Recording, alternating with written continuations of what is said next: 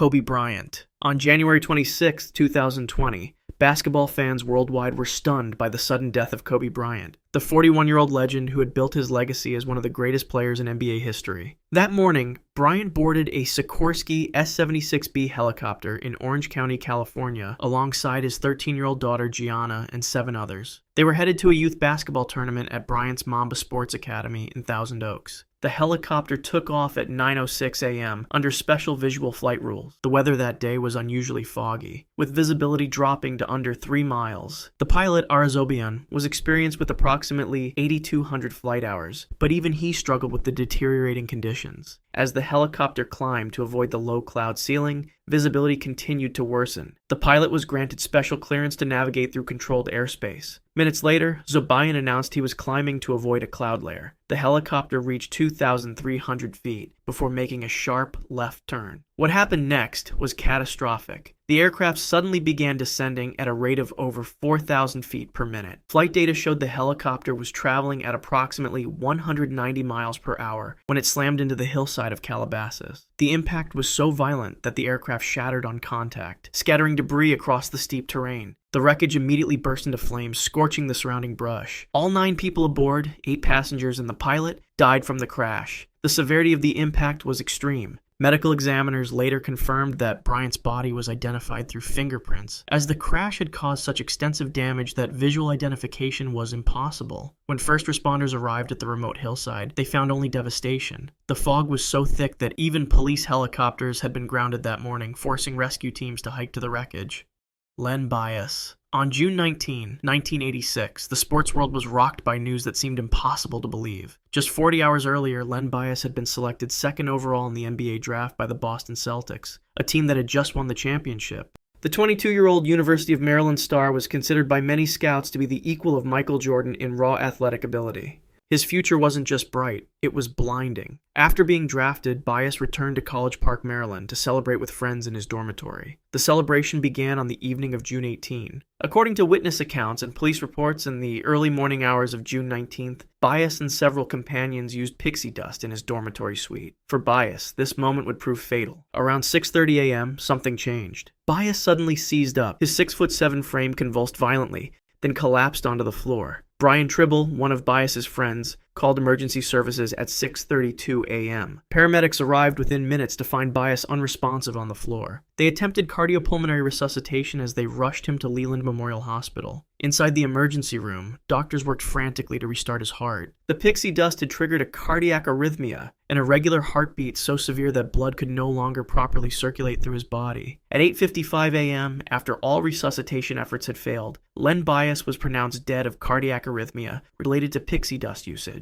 Despite having the physique of an elite athlete, his cardiovascular system had been overwhelmed by the substance. Len Bias was pronounced dead, having never signed his NBA contract or played a single professional minute.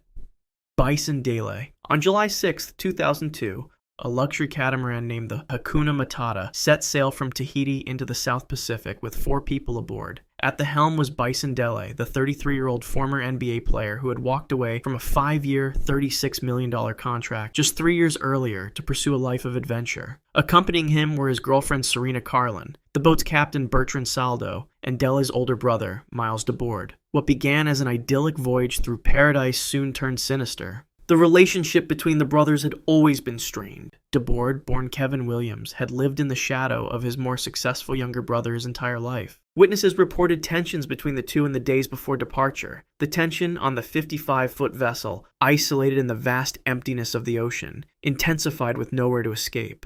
In early July, somewhere in the South Pacific, something terrible happened. French authorities later theorized that a violent confrontation erupted aboard the vessel. What exactly transpired remains uncertain, as no witnesses survived to provide testimony. On July 20th, DeBoer sailed the Hakuna Matata back to Tahiti alone. The other 3 passengers, Dele, Carlin, and Saldo, were gone. He attempted to impersonate his brother and withdraw large sums of money from Dele's accounts. When authorities closed in, DeBoard fled to Mexico and then to California. On September 27th, after learning he was the prime suspect, DeBoard took a lethal dose of insulin and slipped into a coma. He died without ever confirming what happened on the catamaran. French authorities believe Dele, Carlin, and Saldo were killed and their bodies disposed of at sea, but the exact circumstances of their deaths remain unknown. The bodies have never been recovered. Lorenzen Wright. On July 19, 2010, former NBA player Lorenzen Wright left his ex-wife's home in Collierville, Tennessee. The 34-year-old had played for 5 NBA teams during his 13-year career, earning over $55 million.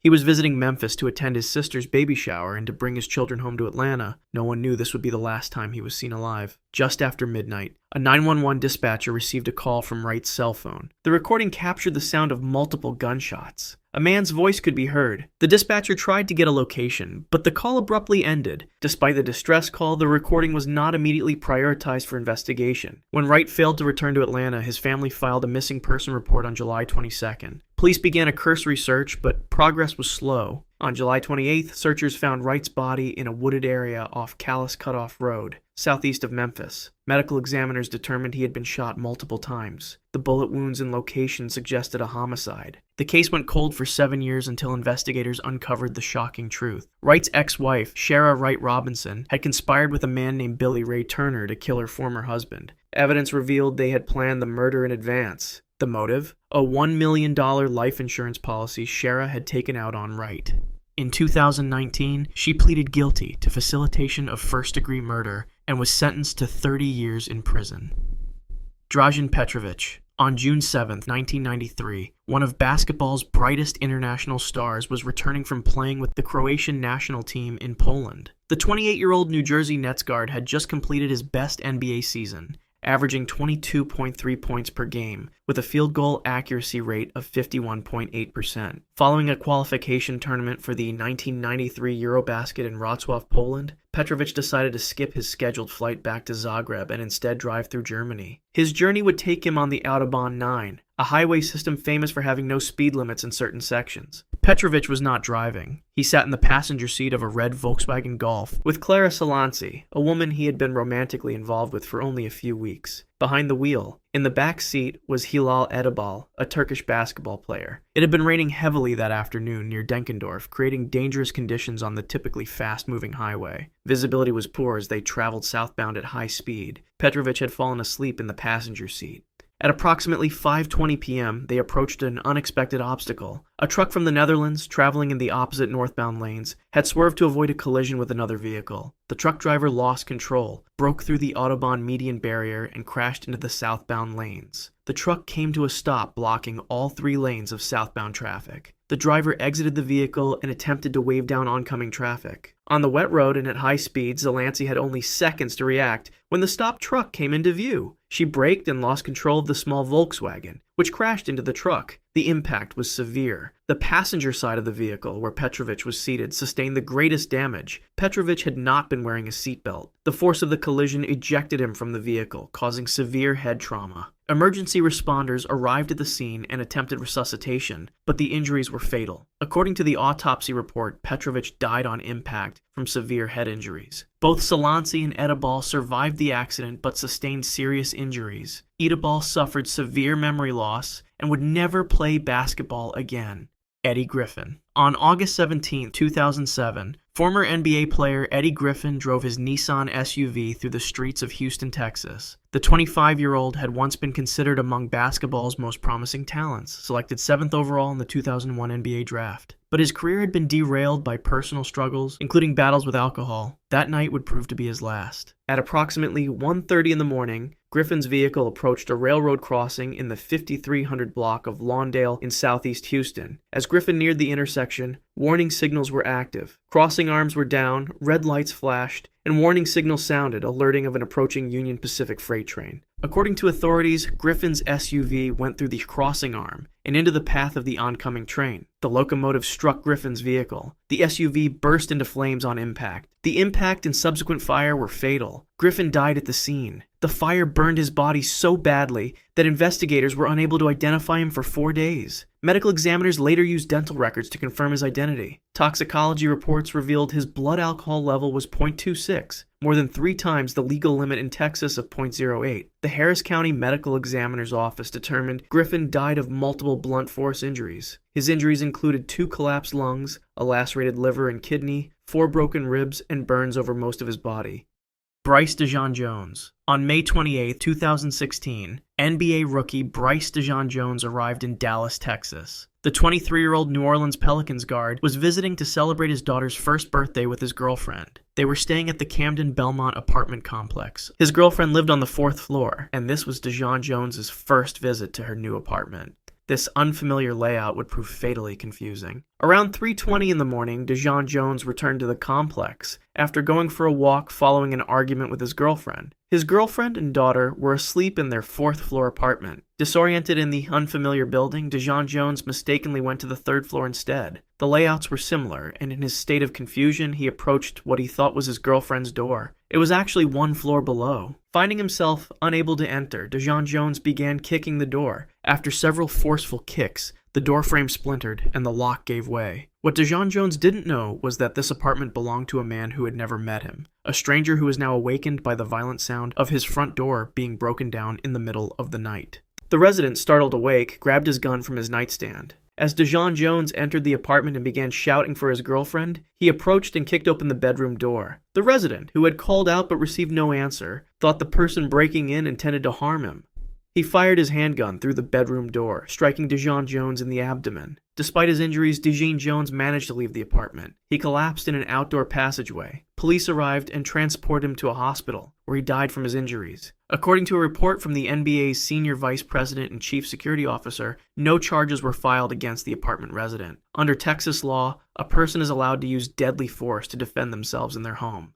Malik Sealy. On May 20th, 2000, Minnesota Timberwolves guard Malik Sealy was driving home from a celebration. The 30-year-old had just attended teammate Kevin Garnett's 24th birthday party at a local restaurant. It was after 4 in the morning as Sealy traveled northbound on Highway 100 in his luxury SUV. The road was nearly empty at that hour. Unknown to Sealy, a 43-year-old man named Suksangwana Fengzin was driving in the opposite direction, except he wasn't in the opposite lane. Fengzin's pickup truck was traveling the wrong way on Highway 100. He had spent the evening drinking. Blood tests would later show his blood alcohol level was 0.19, nearly twice the legal limit in Minnesota at the time, which was 0.1. The two vehicles collided head-on. The impact was severe. Sealy died from head and chest injuries in the collision. Neither driver had been wearing a seatbelt. Fengzin's airbag deployed, but Sealy's SUV did not have an airbag. Fengzin survived the crash with head and chest injuries and was hospitalized in serious condition. According to St. Louis Park Police, Sealy was dead upon their arrival at the crash scene, around 5 a.m. The Minnesota State Patrol arrested Fengzin on Monday, May 22nd. He was charged with criminal vehicular operation. Fengzin later pleaded guilty to vehicular manslaughter and was sentenced to 4 years in prison, serving 3 years before his release in 2003. The Timberwolves organization was devastated by the loss. Sealy had been instrumental in the team's turnaround that season, helping Minnesota achieve a franchise-best 50-32 record. In his honor, the Minnesota Timberwolves retired his number 2 jersey. The beating that changed baseball. On August 16, 1920, thousands of fans packed New York's Polo Grounds to watch the Cleveland Indians face the Yankees. Chapman was Cleveland's star shortstop, known for his quick reflexes and exceptional fielding. The afternoon game moved at a typical pace until the 5th inning when Chapman stepped to the plate. Yankees pitcher Carl Mays threw with a distinctive submarine delivery, releasing the ball from an unusually low angle.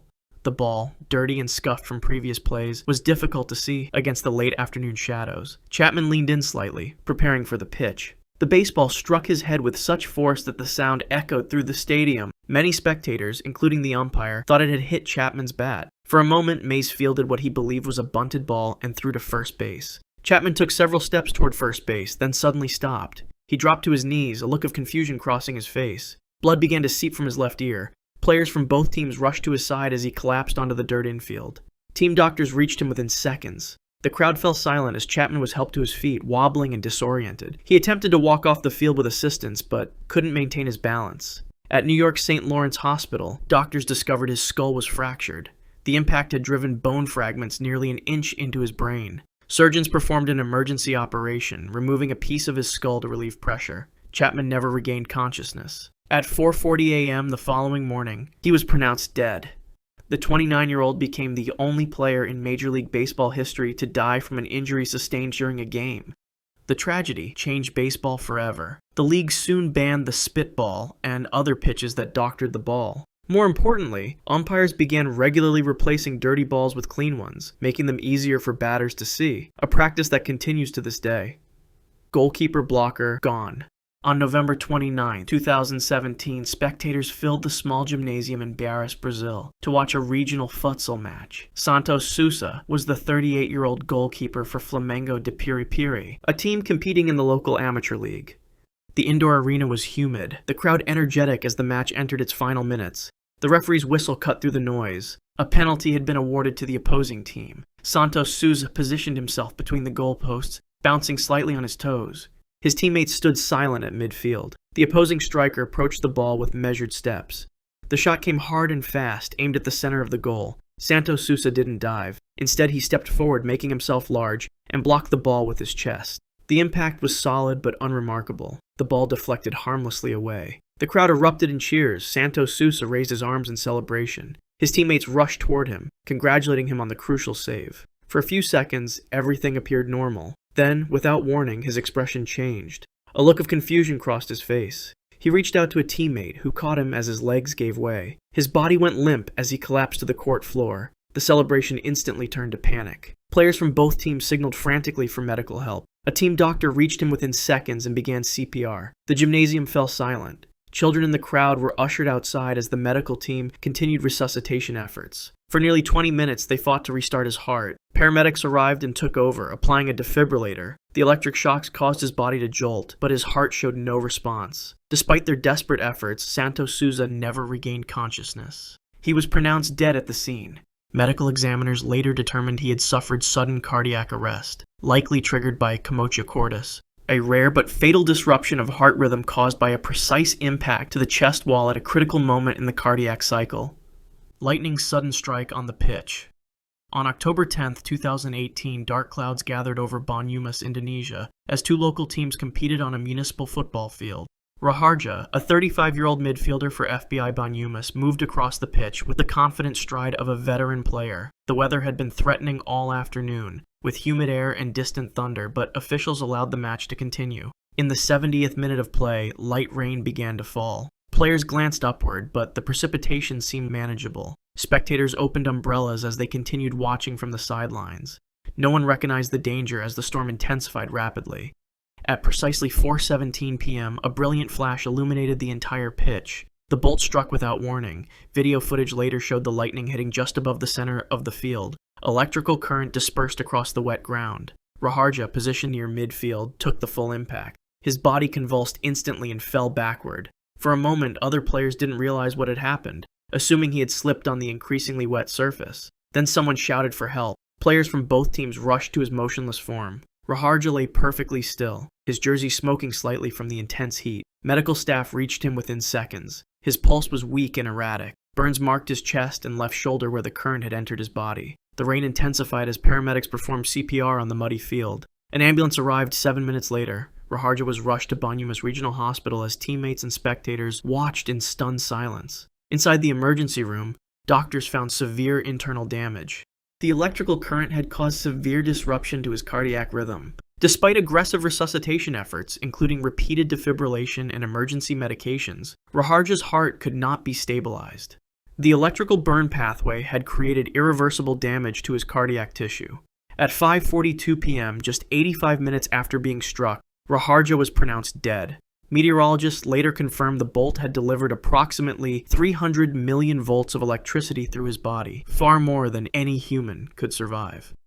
The platform dive gone wrong. On July 29, 1983, the Commonwealth Pool in Edmonton, Canada was filled with spectators attending the World University Games.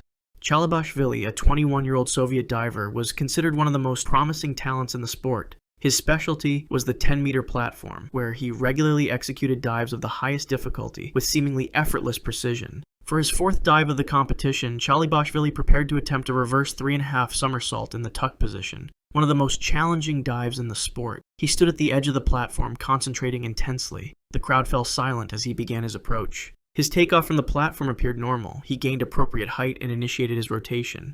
But something went wrong in midair. Chalibashvili's body opened up slightly too early from the tight tuck position. This critical error threw off his rotation speed. As he descended toward the water, it became clear he wouldn't complete the required rotations. Instead of entering the water vertically, Chalibashvili struck the back of his head directly on the concrete platform.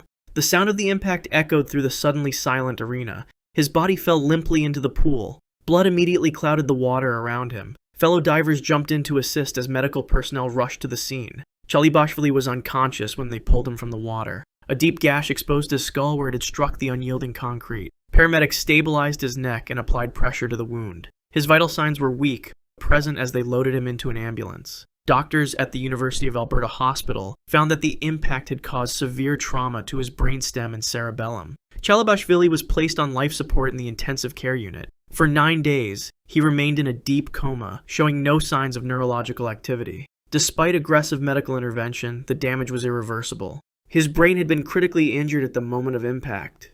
On August 7, 1983, Sergei Chalibashvili's heart stopped beating. He died without ever regaining consciousness. His promising career and young life ended by a split-second miscalculation. Collision with the machine. On February 22, 1992, the crisp mountain air of Les Arcs, France, was filled with anticipation as athletes prepared for the speed skiing competition at the Albertville Winter Olympics.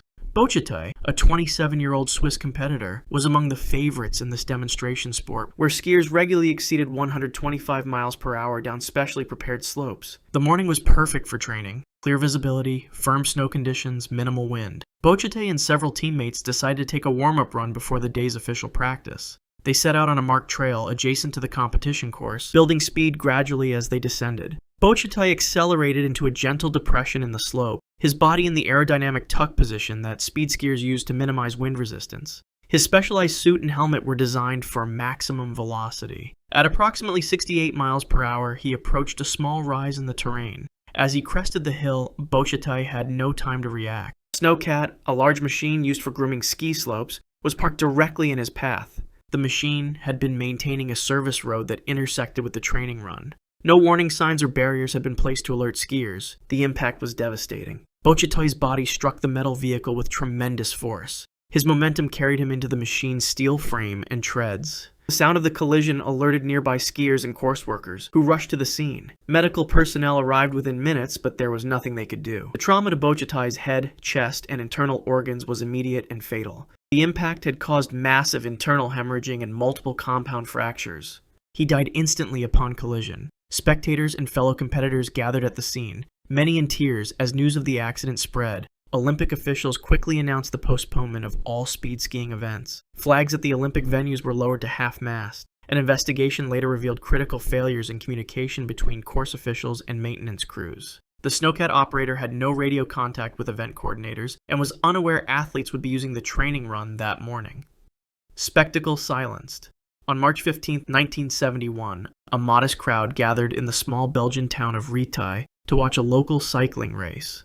Montserrat, the reigning world champion, stood out immediately in his distinctive rainbow jersey, the coveted garment awarded only to world champions. At just 22 years old, he was already considered one of cycling's brightest stars. The race was a minor event on the Belgian calendar, nothing like the major classics or grand tours where Montserrat normally competed. For him, it was a chance to build form early in the season while racing close to home. The 10-kilometer circuit wound through narrow country roads lined with spectators enjoying the first hints of spring. Montserrat quickly established himself at the front of the race. His powerful pedal stroke and professional positioning in the peloton made him easy to spot, even without the distinctive jersey. As he approached the 4th kilometer of the course, he was riding confidently near the front of a small breakaway group. The road ahead appeared clear. Race marshals had blocked most intersections, but not all local residents had been properly notified about road closures. A small British-made car suddenly appeared on the course, driven by an elderly man who was unaware of the ongoing race. The vehicle moved directly into the path of the oncoming cyclists. Other riders swerved frantically. Montserrat, positioned on the outside of the group, had nowhere to go. His bicycle struck the car's front bumper at approximately 30 miles per hour. The impact launched him over the handlebars. Montserrat's body hit the windshield before being thrown onto the asphalt. His helmet, basic leather protection by modern standards, provided minimal protection. Spectators screamed as they witnessed the world champion lying motionless on the pavement.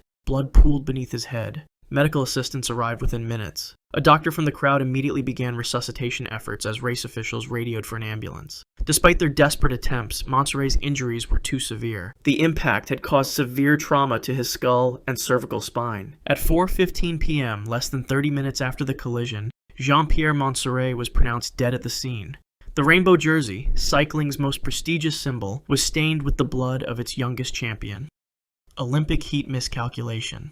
On July 14, 1912, spectators gathered along the marathon route at the Stockholm Olympics. Lázaro, a 21-year-old Portuguese runner, was among the 68 competitors prepared to tackle the 26.2-mile course. The weather conditions were unusually brutal for Sweden. Temperatures reached 89 degrees Fahrenheit with high humidity and no cloud cover. Before the race, Lázaro made a critical decision based on faulty medical understanding of the time. He covered large portions of his body with a thick layer of suet, animal fat typically used for cooking. This was common practice among some athletes who believed it would prevent sunburn and reduce water loss through the skin. At 1:45 p.m., the marathon began. Lázaro started conservatively, settling into a steady rhythm as the pack made its way through Stockholm's streets. Spectators noted his determined expression as he passed the early checkpoints. For the first 10 kilometers, he appeared strong and composed. As the race progressed, the temperature continued to climb. By the 25-kilometer mark, many runners were showing visible signs of heat distress. Lázaro began to struggle. His pace slowed. Witnesses reported seeing him stagger slightly, his gait becoming irregular. The suet coating, rather than protecting him, was preventing his body from cooling through natural perspiration. At the 30-kilometer mark, near the town of Sollentuna, Lázaro suddenly veered to the side of the road. His legs buckled beneath him. He collapsed onto the dusty surface, unconscious. Race officials and medical personnel rushed to his aid. His skin was alarmingly hot to the touch, yet completely dry. Doctors at the scene recognized the symptoms of severe hyperthermia. Lázaro's core temperature had risen to dangerous levels. His pulse was rapid but weak. Despite having water poured over him and being transported quickly to a nearby medical facility, his condition deteriorated rapidly. For several hours, medical staff fought to lower his temperature and restore fluid balance. His organs began shutting down one by one as the accumulated heat damage spread throughout his system. His heart, already strained from the race, could not sustain the additional stress. At 7:30 a.m. the following day, Francisco Lázaro died without regaining consciousness. He became the first athlete to die during competition in the modern Olympic Games. The autopsy revealed extreme dehydration and electrolyte imbalances that led to multiple organ failure. Skier torn apart.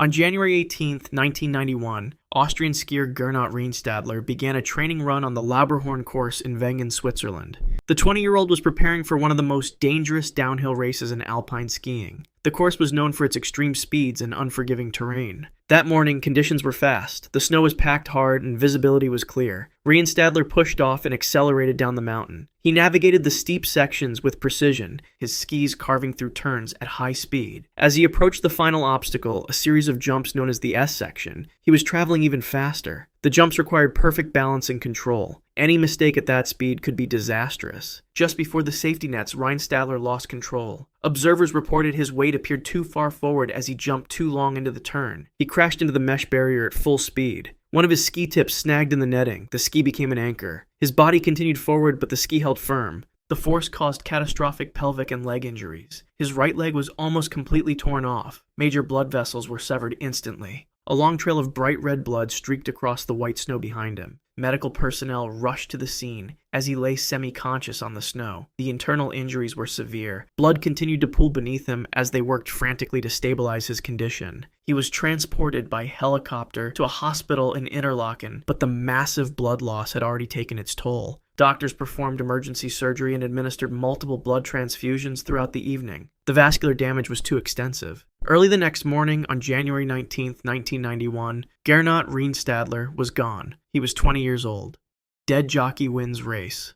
On June 4, 1923, Belmont Park Racetrack in New York hosted a steeplechase event that would enter history for the most unusual reason imaginable. Among the riders was Frank Hayes, a 22-year-old stableman who worked at the track. Hayes had spent years caring for horses but had minimal experience as a jockey. He had ridden in one prior race at Havre de Grace without success, making this only his second professional race. He was assigned to ride a horse named Sweet Kiss, a long shot with 20-1 odds. Few people expected the pair to finish anywhere near the front. Hayes had been forced to undergo extreme weight loss to meet racing requirements, dropping from 142 pounds to 130 pounds in the days before the race. In the final 24 hours, he lost nearly 10 pounds through intense exercise, denying himself water and food. The race began and Hayes guided Sweet Kiss over the jumps and around the course. The horse ran steadily, keeping pace with more experienced competitors. Toward the end of the race, Hayes suffered a massive heart attack. His body went limp. He slumped forward over the horse's neck, Observers later reported seeing him weakly tugging at the bridle as he struggled. Some spectators thought he was whispering to the horse. Somehow, his lifeless body did not fall from the saddle. Sweet Kiss continued running. The horse navigated the remaining jumps and turns with Hayes draped across his neck. Sweet Kiss pushed forward and crossed the finish line in first place, winning by a head. The horse cantered an additional 100 yards past the finish line before coming to a stop. Hayes slipped slowly over his mount's side, fell face downward, and lay still. The owner approached. Track physician Dr. John A. Voorhees rushed to the scene and examined Hayes. He had no pulse. He was already gone. Frank Hayes had won his first and only race as a jockey while dead.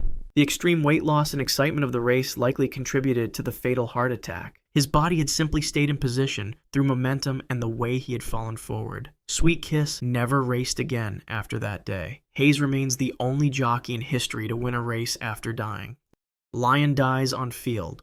On October 24, 1971, the Detroit Lions faced the Chicago Bears in front of 54,418 fans. Chuck Hughes was a wide receiver for the Lions, a 28-year-old player who had spent most of the game on the sideline. Late in the fourth quarter, he was sent onto the field as an injury replacement for Larry Walton. Hughes made a 32-yard catch from quarterback Greg Landry for a first down at the Bears' 37-yard line. It was his first catch of the season. 3 plays later, Landry threw a pass intended for tight end Charlie Sanders near the end zone, but the ball slipped through Sanders' fingers. Hughes had run his route as a decoy on this play. He began jogging back toward the huddle. Suddenly, he grabbed his chest. He dropped face first onto the turf at the 25-yard line. His body hit the ground hard. He did not try to break his fall. At first, some observers thought he might be faking an injury to stop the clock. It was a common tactic in football. Then Dick Butkus, a linebacker for the opposing Bears, saw Hughes begin to convulse. Butkus immediately waved his arms frantically, signaling for the medical staff. The urgency in his gestures made everyone realize this was not a trick.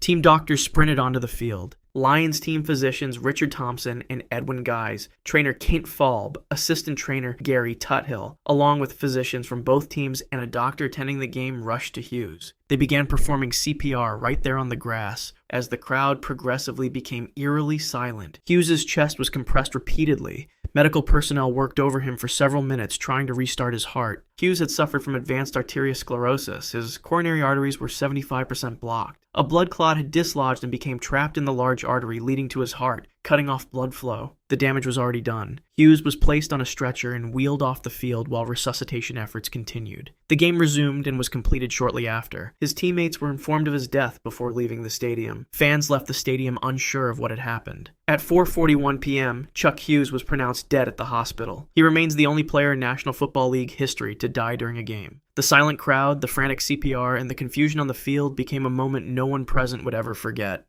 Helmetless impact kills star.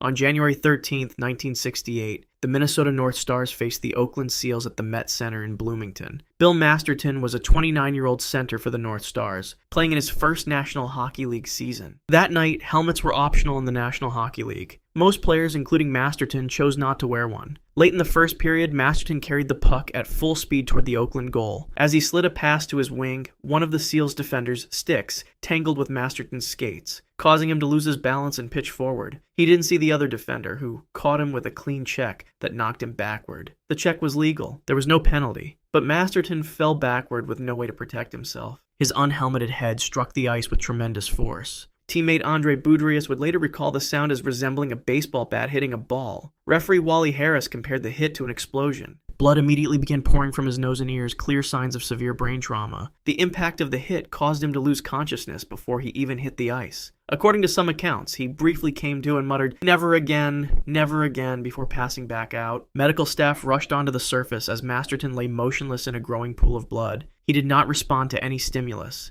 He received treatment on the ice and in the dressing room before being rushed to Fairview Southdale Hospital in nearby Edina, Minnesota. Doctors discovered massive swelling in his brain. The injury was too severe for the medical technology available at the time. Surgery was not a viable option. Masterton never regained consciousness. His parents, who had flown in from Winnipeg, His brother, his wife Carol, and his 2 children remained at his bedside as the swelling continued to worsen. Some 30 hours after his fall, his family made the decision to remove him from life support. The pressure inside his skull could not be relieved. His brain had sustained irreversible damage from the single impact with the ice. On January 15, 1968, Bill Masterton was pronounced dead. He remains the only player in National Hockey League history to die from injuries sustained during a game. His death sparked an immediate debate about helmet requirements, though the rule would not be implemented until the 1979-80 season, 11 years later. The sound of his head hitting the ice stayed with everyone who heard it. Concrete block skull crash. Fabio Casartelli died on July 18, 1995, in the Pyrenees Mountains of France. He was a 24-year-old professional cyclist competing in the Tour de France, one of the most demanding races in the world. Casartelli had won an Olympic gold medal in Barcelona in 1992 and was considered one of Italy's most promising riders. On that afternoon, he was descending the Col de Porte d'Aspet during the 15th stage of the race. The descent was steep and technical, with sharp switchback turns that required perfect control at high speed. Casartelli was traveling at nearly 55 miles per hour when he approached a particularly dangerous curve. Several riders crashed on this technically challenging descent. In a split second, Casartelli lost control. He fell and was thrown off the road. Along the roadside were concrete blocks. Casartelli's head struck the concrete blocks with tremendous force. He was not wearing a helmet. At the time, helmets were not mandatory in professional cycling, and many riders chose not to wear them because of weight and heat concerns. The impact was immediate and devastating. His skull fractured on contact with the concrete. Casartelli suffered severe head injuries and lost consciousness. Medical staff arrived within 10 seconds. While being flown to a local hospital in Tarbes by helicopter, Casartelli stopped breathing. After numerous resuscitation attempts and suffering 4 cardiac arrests, he was declared dead. Fabio Casartelli died without ever regaining consciousness. The back of his head and neck slamming into a concrete barrier with sharp edges had destroyed critical areas of his brain on impact. Whether a helmet would have saved his life became a subject of debate. The Tour's senior doctor, Gerard Porte, claimed that the fatal blow was to an area of Casartelli's head that would not have been covered by a helmet. However, Michel Disteldorf, the French doctor who examined Casartelli's body on behalf of the coroner, told the Sunday Times that the point of impact was on the top of the skull, an area that would have been protected by a helmet. Out of respect for Casartelli, the 16th stage was raced non-competitively the following day. The Motorola team led the peloton across the finish in a slow procession. 3 days later, Casartelli's teammate Lance Armstrong won a stage and dedicated the victory to him by pointing at the sky as he crossed the finish line. His death sparked renewed debate about the consequences of high-speed crashes without proper head protection. Smile then sudden death. On January 25, 2004, Portuguese club Benfica faced Vitória de Guimarães in a league match at Estádio de Afonso Henriques. The game was being broadcast live on television. Miklos Fejér was a 24-year-old Hungarian striker playing for Benfica. He had been performing well that season and was considered a promising young talent. Benfica were leading 1-0. Fejér had come on as a substitute and assisted Fernando Aguiar, another substitute, for the match's only goal. In injury time, during a throw-in for Guimarães, Fejér got in the way to waste time and prevent the opponent from taking the throw. The referee spotted him wasting time and issued him a yellow card. Fejér responded with a smile and ran his hand through his hair, seemingly unbothered by the decision. The crowd barely noticed. Seconds later, his expression changed. He bent forward, seemingly in discomfort. Then he collapsed backward onto the grass. His body hit the ground hard. Players from both teams immediately recognized something was terribly wrong. They rushed toward him, waving frantically for medical assistance. Team doctors sprinted onto the field with emergency equipment. They worked desperately to restart Fejér's heart,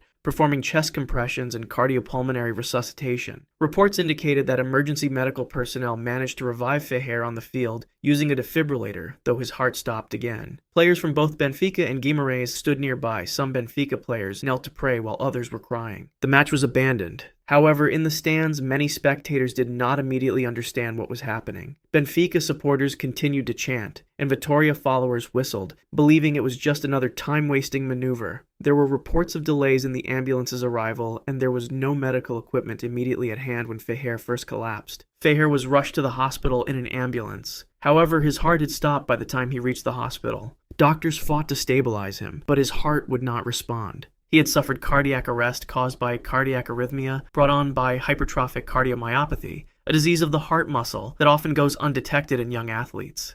At approximately 11:10 p.m., about 1 hour and 40 minutes after collapsing, Miklos Feher was pronounced dead. He was 24 years old. The image of him smiling just seconds before collapsing became one of the most haunting moments in soccer history. The contrast between that smile and what followed immediately after left an indelible mark on everyone who witnessed it. Rage on dirt track. On August 9, 2014, Canandaigua Motorsports Park in upstate New York hosted a sprint car race. Among the drivers was 20-year-old Kevin Ward Jr., who had been racing since age 4, starting with go-karts. He was in his 5th season with the Empire Super Sprint Series. Also racing that night was Tony Stewart, a 3-time NASCAR champion and one of the most recognizable names in American motorsports. During the race, there was contact between Ward's car and Stewart's vehicle on a turn. Ward lost control and spun into the wall. His car came to rest on the edge of the track. The caution flag came out, and cars slowed to a crawl, circling the track under caution as is standard procedure after a crash. Ward climbed out of his car. Instead of staying with his vehicle or moving to a safe area, Ward made a decision. He stepped onto the racing surface and began walking directly into the path of oncoming cars. He was dressed in a black racing suit and black helmet on a poorly lit dirt track at night. Sprint cars have poor visibility, making it difficult for drivers to see clearly. His intention was clear. He wanted to confront Stewart. He walked further into the lane, waving his arms and gesturing furiously as cars swerved around him. Stewart's car approached. Ward stepped even closer, pointing and shouting.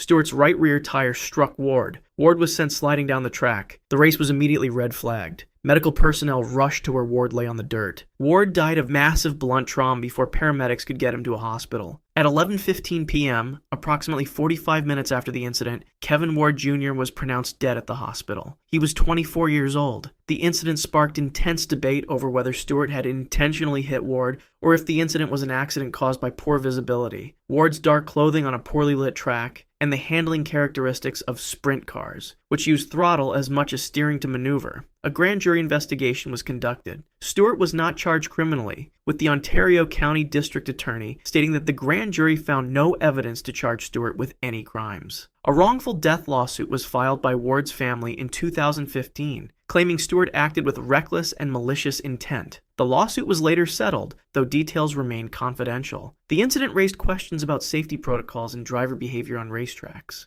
Skydiving group jump record attempt. Diana Paris was an experienced German skydiver with more than 1,500 successful jumps to her name. On April 3, 2014, she joined a group of 222 skydivers in Eloy, Arizona, attempting to set a world record for the largest dual formation jump. The challenge required 2 separate formations during a single freefall, a feat that demanded precision, timing, and flawless equipment. At 18,000 feet, Diana and the other jumpers exited their aircraft. The sky filled with bodies as they maneuvered into their first formation. Everything proceeded according to plan until it was time to break away and deploy parachutes. Diana pulled her ripcord at approximately 3,500 feet, but something went catastrophically wrong. Her main parachute didn't deploy properly. Witnesses later said it appeared to come out twisted, creating what skydivers call a line twist. In normal circumstances, a skydiver has time to cut away from a malfunctioning main chute and deploy their reserve. But Diana had waited too long. By the time she realized her main parachute had failed, she was below 2,000 feet, the minimum safe altitude for a reserve deployment. The ground was rushing toward her at terminal velocity, approximately 120 miles per hour. Diana likely knew what was happening. She had just seconds to process that her vast experience couldn't save her. Other skydivers watched helplessly as she fell away from the group, her body tumbling without the stability a functioning parachute provides. The impact occurred in an open field near the drop zone. The force was catastrophic. Medical examiners later determined that Diana died instantly from multiple blunt force traumas. Her body created a shallow crater in the earth.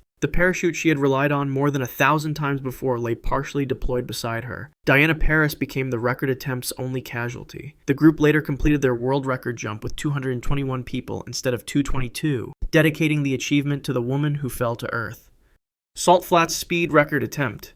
Chris Raschke was a 63-year-old veteran speed racer with decades of experience chasing land speed records. On August 9, 2014, he arrived at the Bonneville Salt Flats in Utah, a vast white expanse where the perfectly flat surface has made it the premier location for speed record attempts since 1914. Raschke's modified dragster was capable of exceeding 350 miles per hour, but first required test runs to ensure everything was functioning properly. The morning was clear, with ideal conditions. Raschke suited up, strapping himself tightly into the cockpit of his streamlined vehicle. He was performing a warm-up pass, not even attempting his maximum speed yet. Witnesses said the car appeared stable as it accelerated across the salt, its engine roaring in the thin desert air. At the end of the course was a landing ramp designed to slow vehicles down safely after their runs. As Rashka approached at approximately 280 miles per hour, something went critically wrong. Instead of gradually mounting the ramp, his vehicle became airborne. The front end pitched upward suddenly, causing the dragster to impact the top edge of the ramp rather than rolling up it. The collision was violent beyond description. The carbon fiber frame of the vehicle disintegrated on impact. Parts of the car were torn away instantly, scattering across the white salt in a trail nearly 100 yards long. Inside the cockpit, Rashka experienced deceleration forces that the human body cannot withstand. First responders reached the scene within minutes, but found Rashka had suffered catastrophic internal trauma. His aorta had been torn from his heart by the sudden deceleration. Blood filled his chest cavity almost instantly. Medical experts later explained that even with immediate medical attention, survival would have been impossible. Rashka was still strapped to what remained of his seat, his hands frozen on the wheel. The safety equipment that had protected him in dozens of previous runs was no match for the physics of a 280 miles per hour impact.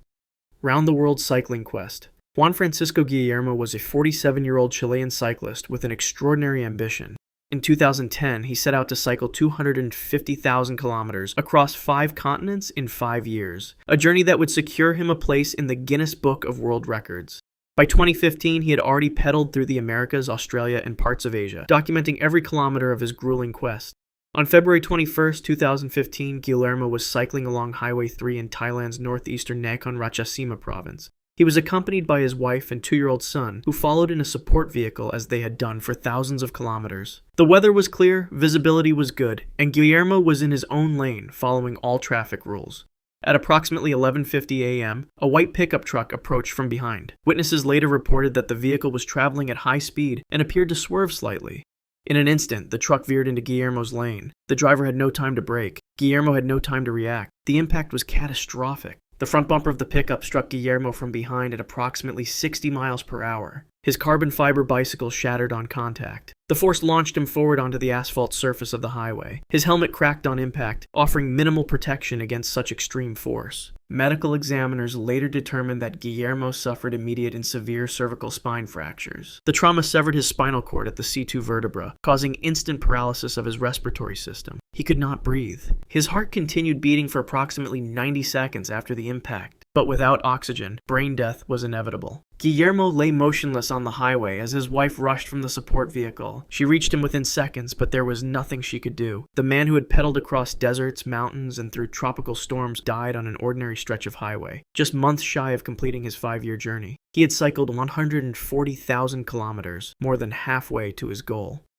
Land speed record attempt. Jessie Combs was a 39-year-old professional racer and television personality known as the fastest woman on 4 wheels. On August 27, 2019, she arrived at Oregon's Alvord Desert, a 12-mile dry lake bed perfect for land speed record attempts. Her vehicle was the North American Eagle, a converted F-104 jet fighter with 52,000 horsepower, capable of speeds exceeding 600 miles per hour. The conditions were nearly perfect that morning. The desert surface was flat and dry, with light winds and clear visibility. Combs completed her first run without incident, reaching speeds over 500 miles per hour. Her team was optimistic about breaking the women's land speed record of 512 miles per hour set by Kitty O'Neill in 1976. At approximately 4 p.m., Combs began her second run. The North American Eagle accelerated rapidly, its jet engine propelling her across the desert floor. According to telemetry data recovered later, she reached a speed of approximately 550 miles per hour. But at that velocity, even the smallest obstacle becomes catastrophic. The front left wheel of the vehicle struck an object in the desert, possibly a rock no larger than a golf ball. At such extreme speed, the impact was violent.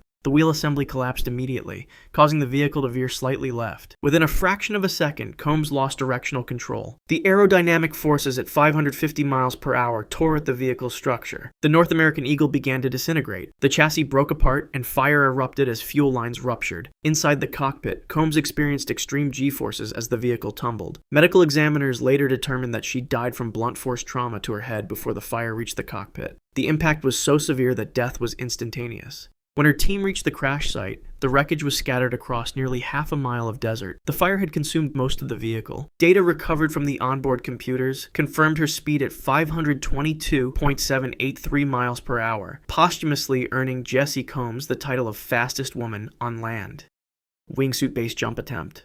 Dwayne Weston was a 34-year-old Australian extreme athlete known for pushing the boundaries of base jumping and wingsuit flying. By October 2003, he had completed more than 1,200 jumps and developed a reputation for performing stunts that others considered impossible. On October 5th, he planned his most daring feat yet, flying over the Royal Gorge Bridge in Colorado while wearing a wingsuit. The Royal Gorge Bridge stands 955 feet above the Arkansas River, making it one of the highest bridges in the world. Weston's plan was to jump from an aircraft at 3,000 feet above the bridge, then use his wingsuit to fly over the structure while another jumper passed underneath. The stunt required split-second timing and perfect judgment of distance and speed. At 2:15 p.m., Weston leapt from the aircraft. He deployed his wingsuit, the fabric membranes between his arms and legs catching air and allowing him to glide forward at approximately 120 miles per hour. From the bridge below, spectators watched as he approached, a tiny figure against the blue Colorado sky. The other jumper successfully passed under the bridge, but Weston miscalculated. Perhaps it was a sudden gust of wind, or a slight error in judging his altitude. Whatever the cause, Weston was too low as he approached. He struck the railing on the western edge of the bridge with devastating force. The impact was so violent that his right leg was immediately severed above the knee. The collision sent him spinning out of control. His parachute deployed automatically due to the impact, but it was too late. Weston tumbled down into the gorge, trailing blood through the air. He struck a rock face approximately 300 feet below the bridge. First responders rappelled down to reach him, but what they found was beyond help.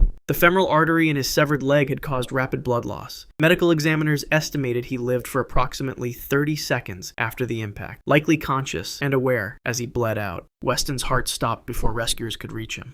Zipwire by hair stunt. Sailendra Nath Roy was a 49-year-old Indian stuntman who had built a reputation for unusual feats of endurance. On April 28, 2013, he attempted to cross the turbulent Teesta River in West Bengal, India, using only his hair as support. Roy had already set a Guinness World Record in 2011 for traveling the farthest distance on a zip line, using his hair, covering 82.5 meters. This time, he aimed to break his own record by crossing 180 meters. Roy's technique involved tying his ponytail to a steel pulley that would slide along the zip wire. He had grown and strengthened his hair specifically for these stunts. At approximately 2:30 p.m., with hundreds of spectators watching from the riverbanks and the Coronation Bridge above, Roy began his journey across the gorge. For the first 70 meters, everything proceeded as planned. Roy slid forward, suspended 70 feet above the rushing water by nothing but his hair. Then, without warning, the pulley jammed on the wire. Roy came to an abrupt halt, dangling helplessly above the river. Witnesses described seeing him struggle desperately to free himself. He tried to reach up to the wire, but couldn't lift his body weight with his arms alone. Each movement caused excruciating pain as his entire body weight pulled against the hair follicles of his scalp.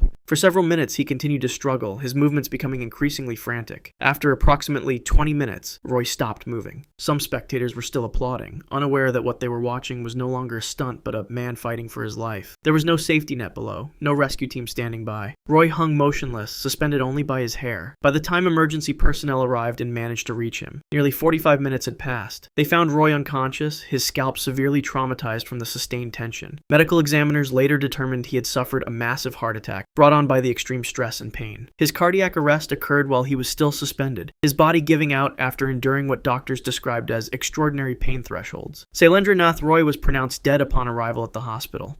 The Televised Tragedy. Benny Kid Parrott stepped into the ring at Madison Square Garden on March 24, 1962. The Cuban welterweight was defending his title for the second time against Emil Griffith. What the millions of Americans watching on ABC's Fight of the Week didn't know was that they were about to witness a death in real time. The tension between the fighters had escalated at the weigh-in when Parrott taunted Griffith with an anti-gay slur and a feminine gesture. In the conservative 1960s, this was more than trash talk. It was a deliberate attempt to humiliate. Griffith, who privately lived a double life, simmered with rage but said nothing. For 11 rounds, the fight was competitive but brutal. Parrott, known for his incredible ability to absorb punishment, had already taken dozens of solid hits to the head. By the 12th round, his brain was likely already swelling inside his skull. At 1 minute and 19 seconds into the final round, Griffith trapped Parrott in the corner. What followed was a barrage of 29 consecutive punches in 7 seconds. Parrott was pinned against the ropes, his arms draped helplessly over them. He could not fall. He could not escape. Referee Ruby Goldstein, positioned at the wrong angle, couldn't see that Parrott's eyes had gone vacant. Each punch drove Parrott's head back into the padded corner post.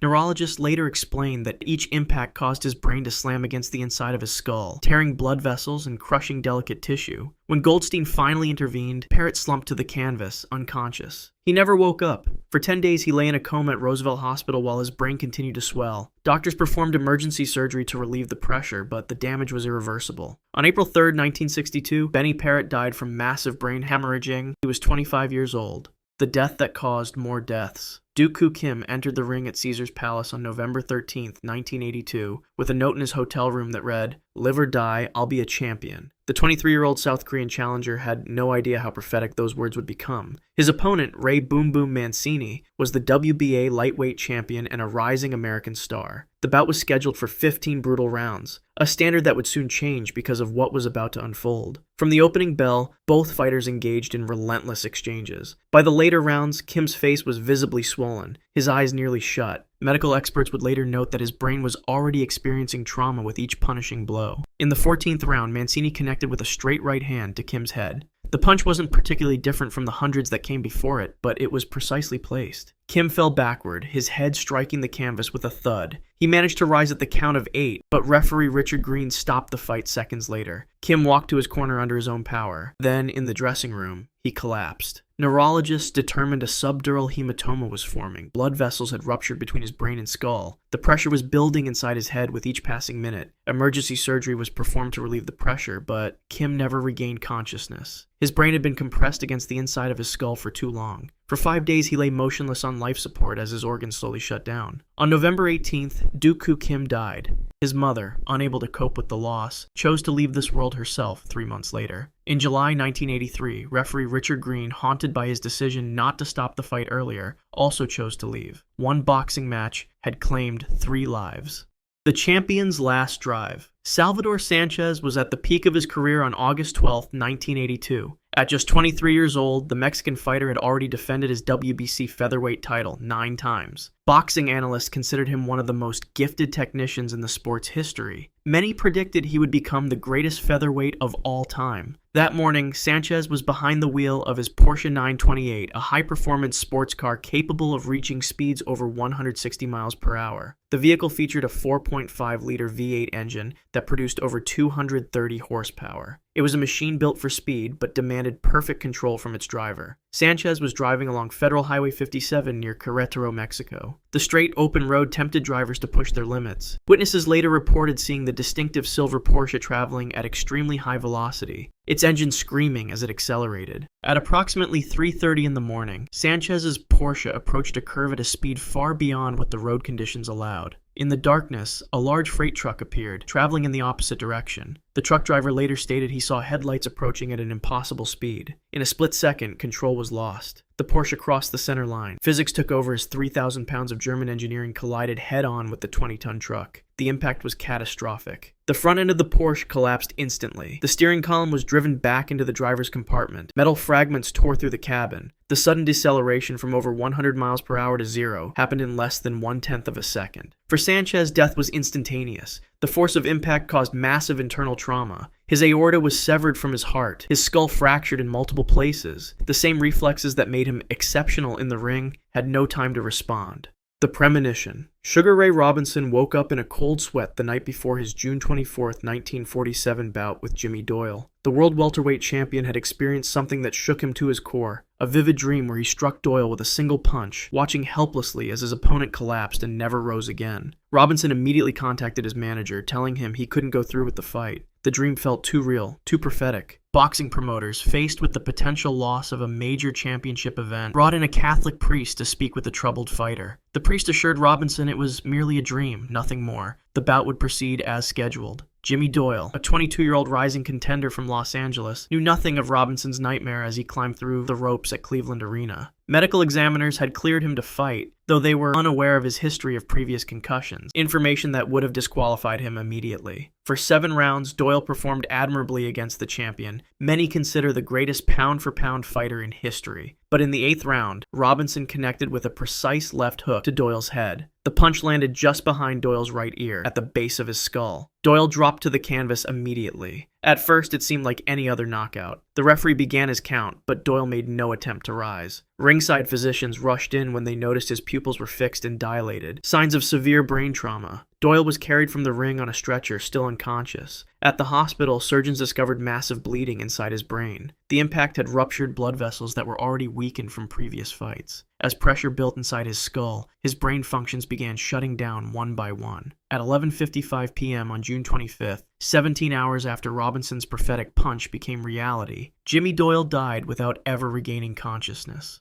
The Fatal Headbutts. Randy Carver entered the ring on September 12, 1999, with a perfect record of 23 wins, 0 losses. The 26-year-old from Kansas City was considered one of boxing's brightest prospects. His opponent that night at Harrah's Casino was Kabari Salem, an Egyptian fighter with a reputation for using his head as a weapon. From the opening bell, the bout devolved into something that barely resembled boxing. In the first round, Salem drove his skull directly into Carver's face. The referee issued a warning but took no points. Blood began streaming from a cut above Carver's eye. Neurologists later explained that each impact caused microscopic tearing in the delicate tissues connecting his brain to his skull. By the fourth round, Salem had delivered 3 more deliberate headbutts. Each time, the crown of his head crashed into Carver's temple. Ringside physicians noted Carver's increasingly delayed responses between rounds, but allowed the fight to continue. His corner wiped away blood, but couldn't see the damage accumulating inside his skull. In the 6th round, another headbutt opened a second cut. By the 8th round, Carver was visibly disoriented, his balance unsteady. Medical experts would later testify that his brain was already swelling, pressing against the inside of his skull with nowhere to expand. The 9th round brought 2 more headbutts. Still, the referee took no decisive action. Carver absorbed legal punches between the illegal blows, each impact compounding the damage to his brain. Witnesses described him as fighting on instinct alone by this point. In the 10th round, Carver suddenly stiffened and fell backward. His body began convulsing on the canvas. Emergency medical technicians rushed into the ring as he lost consciousness. At the hospital, surgeons discovered massive bleeding throughout his brain. The accumulated trauma from repeated impacts had torn blood vessels beyond repair. On September 14th, after 48 hours on life support, Randy Carver's brain shut down completely. The fatal ride-along. Hector Macho Camacho sat in the passenger seat of a Ford Mustang on the evening of November 20th, 2012.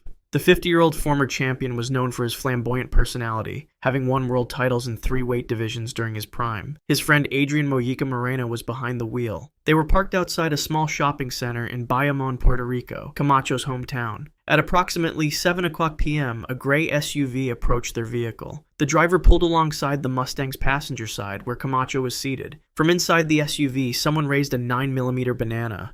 The assailant pew-pewed multiple times at close range. One bullet struck Moreno in the head and neck, killing him instantly. Another bullet hit Camacho in the left side of his face. The projectile entered just below his jaw, severing his carotid artery and spinal cord before lodging in his right shoulder. Medical experts would later explain that this type of injury causes rapid and massive blood loss. First responders found Camacho unconscious, but still breathing shallowly. Blood filled his airway, making each breath a struggle. His heart rate was dangerously low as paramedics rushed him to Centro Medico Trauma Center in San Juan. Surgeons worked frantically to repair the severed artery, but the bullet had caused extensive damage. With each passing hour, Camacho's brain received less oxygen. By the following morning, doctors detected minimal brain activity. His heart continued beating, but brainstem function was rapidly deteriorating. For 4 days, his family maintained vigil at his bedside. Specialists conducted multiple tests, all confirming the same grim reality. The oxygen deprivation had caused irreversible brain damage. What remained functioning was only the most primitive parts of his brain controlling basic functions. On November 24th, after consulting with neurologists, Camacho's family made the decision to remove life support. At 1:45 a.m., Hector Macho Camacho was pronounced dead. The assailants who pew-pewed him were never apprehended.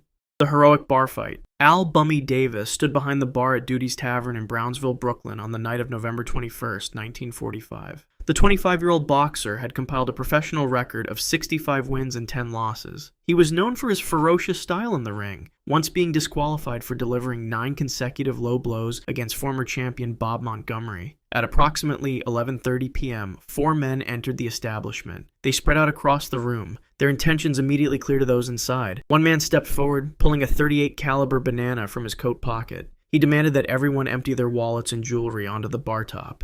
Patrons began to comply, fear freezing them in place. Davis, standing just 6 feet away, watched with a growing anger. The boxer had grown up in the rough Brownsville neighborhood. Despite his career earnings, he had chosen to remain in the community and open this bar for locals. Without warning, Davis lunged across the counter. Witnesses described what happened next as lightning fast. Before the robber could react, Davis connected with a perfect left hook to the man's jaw, the same punch that had knocked out numerous professional fighters. The banana fell to the floor as the man collapsed unconscious. The other 3 robbers immediately drew their own bananas. Davis turned to face them, unarmed and outnumbered. The closest assailant pew-pewed twice. Both bullets missed. Davis moved toward him with the same fearlessness he showed in the ring. That's when the other two opened fire. 5 bullets struck Davis in the back at close range. The projectiles tore through his lungs, liver, and heart. He collapsed face down on the floor of his own establishment. Patrons rushed to help as the robbers fled into the night. Despite efforts to stop the bleeding, Davis was beyond medical intervention. His heart, punctured in 3 places, stopped beating within minutes.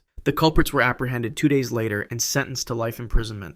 The tragic anniversary. Diego Corrales revved the engine of his Suzuki motorcycle on the evening of May 7, 2007. The 29-year-old former champion was celebrating. Exactly 2 years earlier, he had fought in what many consider the greatest boxing match of the modern era, coming back from near defeat to knock out Jose Luis Castillo in the 10th round. The motorcycle was a recent purchase, a powerful GSX R1000 capable of accelerating from 0 to 60 miles per hour in just under 3 seconds. With a top speed of over 170 miles per hour, it was one of the fastest production motorcycles available. Corrales was still learning to handle its immense power. At approximately 7:22 p.m., Corrales was traveling northbound on Fort Apache Road in Las Vegas. Traffic cameras later showed his motorcycle moving at speeds exceeding 100 miles per hour. He weaved between cars, the gap between vehicles sometimes just inches wide. Near the intersection of Fort Apache and Hacienda Avenue, a Chevrolet Tahoe suddenly braked in front of him. Corrales had no time to react. His motorcycle slammed into the rear of the SUV at high velocity. The impact launched his body over the handlebars. Physics took over. His 6-foot-tall frame catapulted through the air at extraordinary speed. He crossed into the southbound lane, directly into the path of oncoming traffic. A Honda Accord struck him at approximately 45 miles per hour.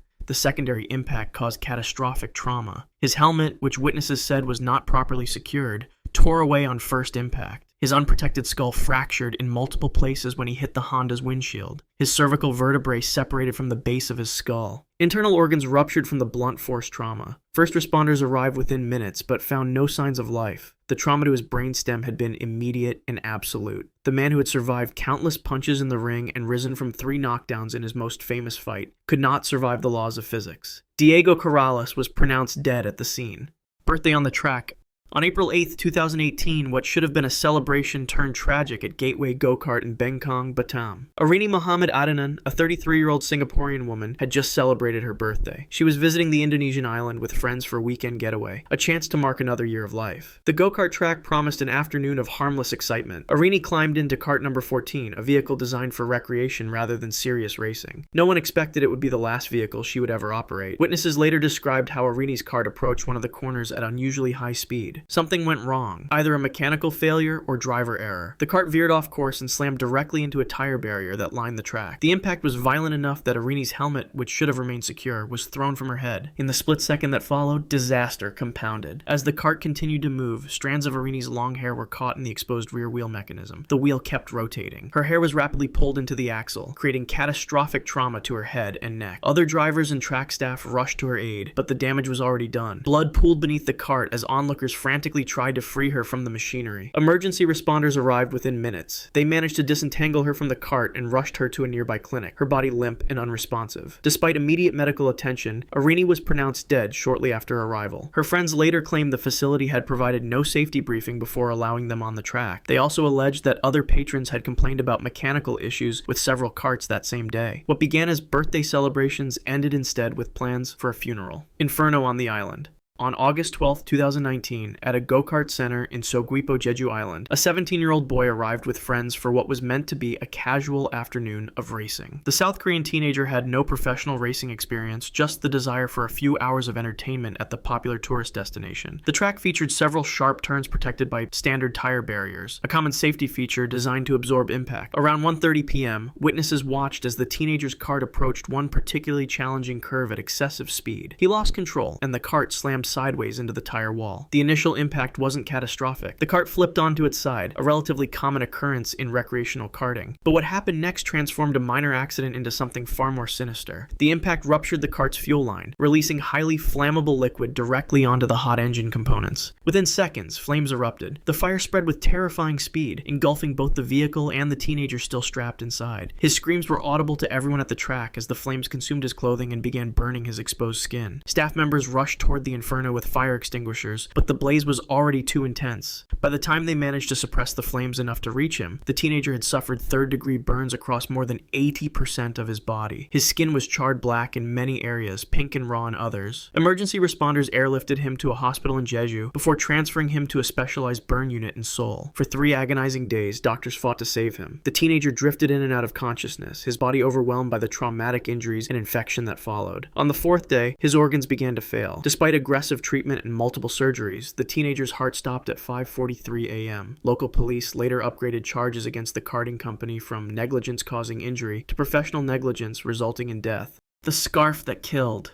On May 14, 2012, Tuba Erdoğan, a 23-year-old environmental engineering student, visited an indoor karting center in Istanbul, Turkey with a group of university friends. The facility was popular among young people seeking weekend thrills in a seemingly controlled environment. Tuba had never driven a go-kart before, but the staff assured her it was simple enough for beginners. After a brief orientation, she climbed into the small vehicle, pulling the safety harness across her chest. What no one noticed was that her fashionable scarf remained loosely draped around her neck, rather than being tucked away or removed. The oversight would prove fatal within minutes. Tuba took her position at the starting line, visibly excited as the attendant signaled for the drivers to begin. The electric motor engaged, and her kart accelerated quickly down the straight section of track. Witnesses later described how she struggled with the steering, her movements jerky and unpredictable as she approached the first major turn. The kart hit the barrier at approximately 35 miles per hour. The impact itself wasn't particularly violent. These collisions happened regularly at the facility. But in that moment, Tuba's scarf whipped forward from the sudden deceleration, then backward as her body rebounded in the seat. The loose fabric caught in either the exposed axle or the edge of the safety belt mechanism. Investigators never determined which with certainty. What followed happened in mere seconds, but seemed to unfold in slow motion for horrified onlookers. The still-running motor caused the mechanism to wind the scarf tighter and tighter around her neck. The fabric pulled with mechanical force no human could resist. The tension increased until something had to give. It wasn't the scarf that broke. The fabric acted like a wire, cutting through flesh and cartilage with terrible efficiency. Tuba's head was partially severed before staff could reach the cart to cut the power. Blood sprayed across the barrier at nearby track in pulsing arcs. Her friends screamed as they witnessed the unthinkable. By the time emergency services arrived 3 minutes later, Tuba Erdoğan was already dead, her eyes still open in an expression of shock that mirrored the trauma of everyone who had witnessed her final moments. Hair-Tangled horror at Pinjore.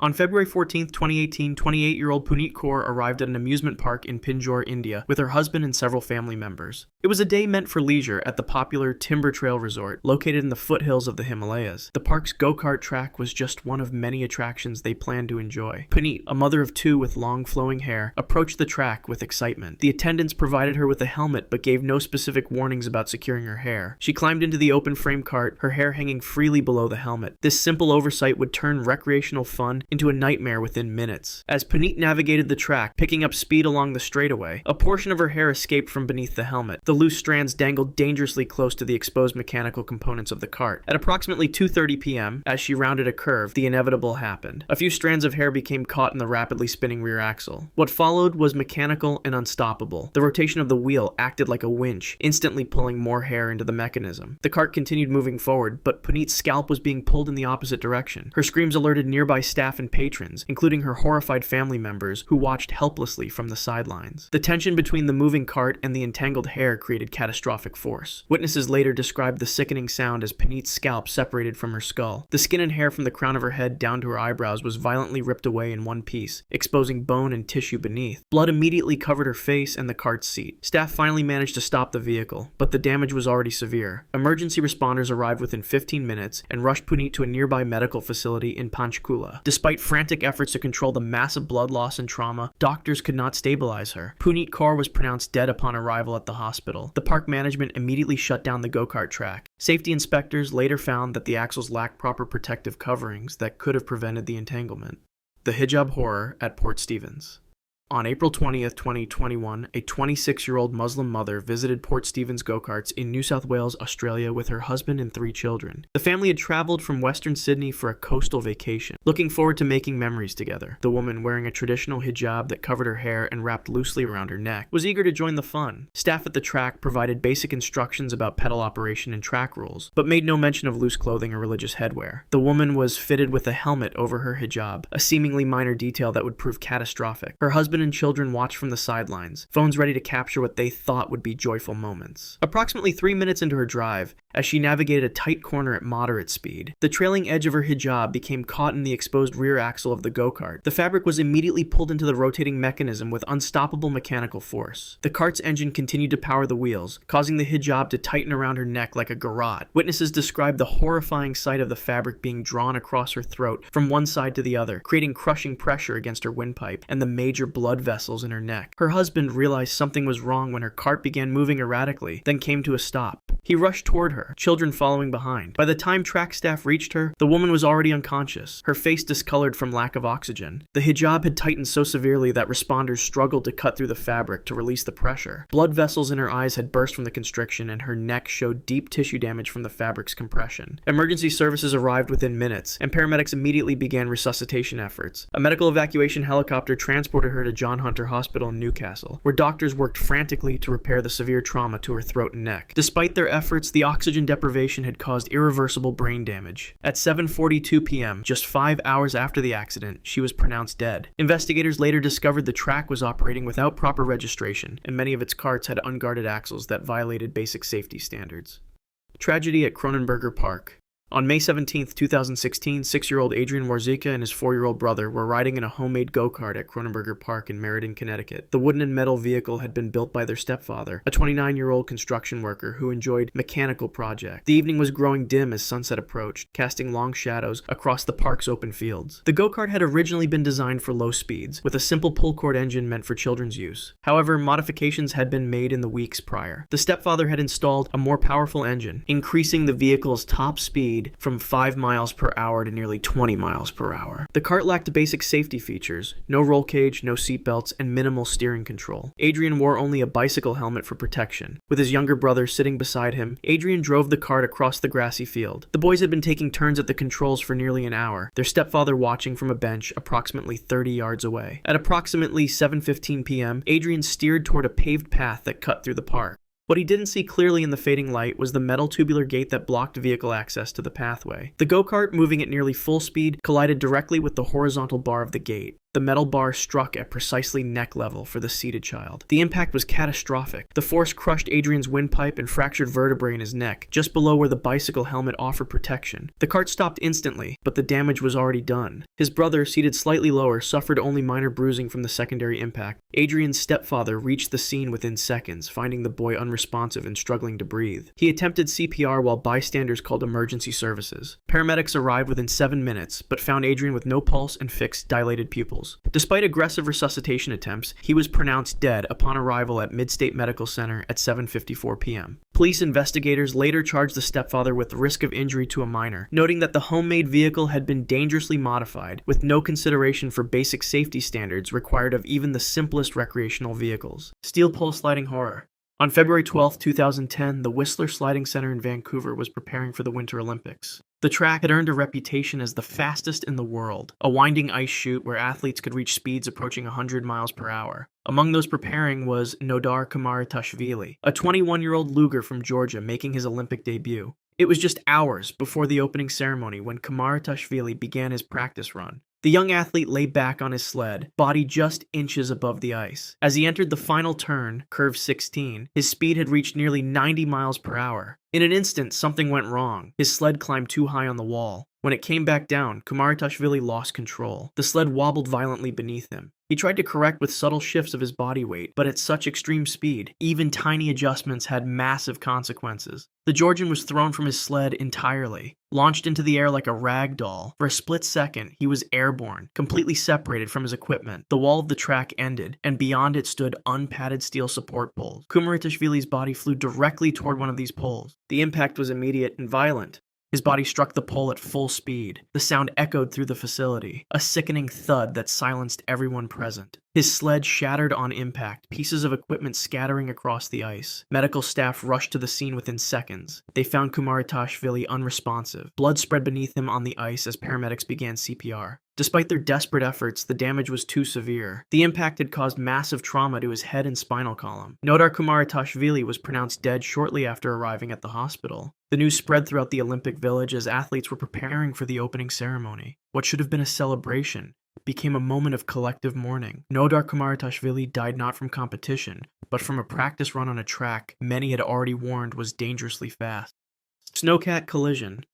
On February 22, 1992, the slopes of Les Arcs Resort in Albertville, France, were busy with Olympic athletes finalizing their preparation. Nicolas Bochete, a 27-year-old Swiss speed skier, was among them. He was set to compete in speed skiing, a demonstration event where athletes hurtle straight down a mountainside at speeds exceeding 125 miles per hour. That morning, Bochete and two teammates decided to warm up on a practice slope closed to the public. The conditions were perfect, crisp, clear, with excellent visibility and firm snow underfoot. They took turns descending, each run faster than the last. Around 10:30 a.m., Bochete began what would be his final descent. He pushed off from the starting point, quickly gathering momentum. His skis cut cleanly through the snow as he accelerated down the steep gradient. Within seconds, he was moving at full competition speed. The Swiss skier approached a natural rise in the terrain, a small bump invisible until the last moment. When Bochete hit the bump, physics took over. His body launched into the air, momentarily suspended above the snow. In that split second, he cleared the crest and saw what waited on the other side. A snow grooming vehicle, known as a snowcat, was parked just beyond the rise, completely hidden from the approach side. Bochete had no time to react. His body slammed chest first into the solid metal machine at full speed. The impact was deadly. The force tore through his protective gear and drove directly into his chest cavity. His heart ruptured instantly from the trauma. His teammates, following the same path moments later, had no idea what had happened. They skied past the scene, initially unaware of the tragedy. By the time ski patrol reached Bochete, he showed no signs of life. Medical personnel attempted resuscitation, but the internal damage was too severe. Nicolas Bochete was pronounced dead at the scene. His Olympic dreams ended by a tragic confluence of speed, timing, and an unseen obstacle. His death sent immediate shockwaves through the Olympic community in Albertville. Australian skier Hitstree.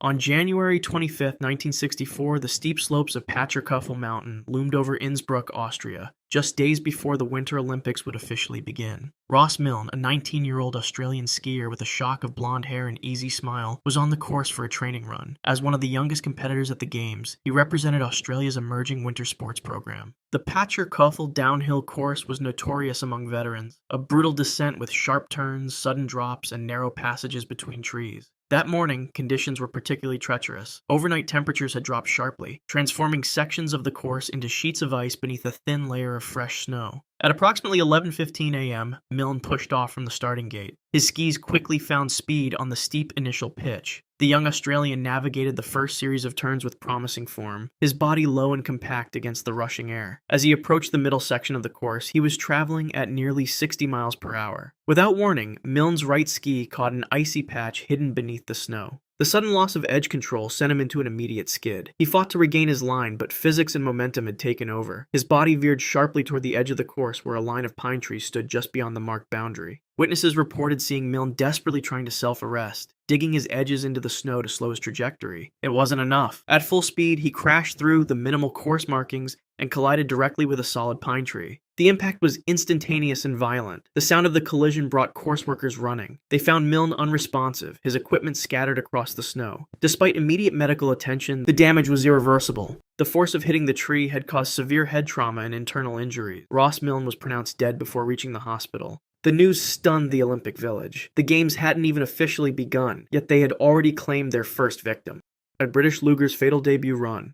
On January 27, 1964, the Winter Olympics in Innsbruck, Austria, was about to make history with the first ever Olympic luge competition. Among those preparing was Kazimierz Skripecki, a 43-year-old British Royal Air Force pilot who had taken up the sport relatively late in life. His presence on the British team represented the growing international interest in this dangerous sliding sport. The newly constructed luge track at Igels was a steep, twisting ice chute carved into the mountainside. That morning, Skripecki had already completed one troubling practice run. Witnesses reported that he had briefly lost consciousness after hitting his head during that descent, but after a medical check, he insisted on making another attempt. At 10:45 a.m., Skripecki positioned himself on his sled at the starting gate. He lay back, feet forward, head just inches from the ice. With a push-off, he began accelerating down the track. The sled quickly gathered speed on the steep initial section, reaching nearly 65 miles per hour as he entered the most technical portion of the course. What happened next occurred in mere seconds. As he navigated a particularly challenging curve, his sled began to drift sideways. Luge offers minimal steering control, just subtle shifts of body weight and pressure from the calves. Whatever correction Skripecki attempted failed. The sled slid up the banked wall